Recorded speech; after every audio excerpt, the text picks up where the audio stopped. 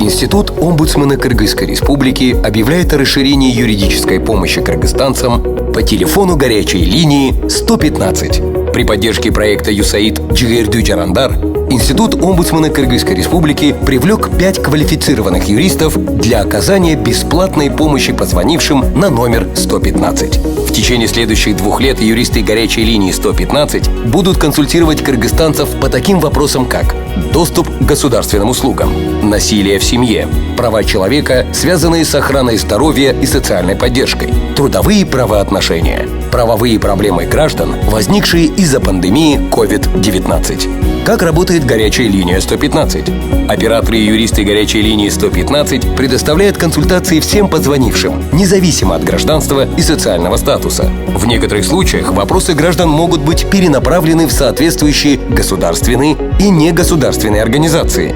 Звонить на номер 115 можно как со стационарных телефонов, так и с телефонов всех мобильных операторов Кыргызстана. Консультации предоставляются на русском и кыргызском языках. Все звонки на номер 115 бесплатны. Звони на 115. Защити свои права.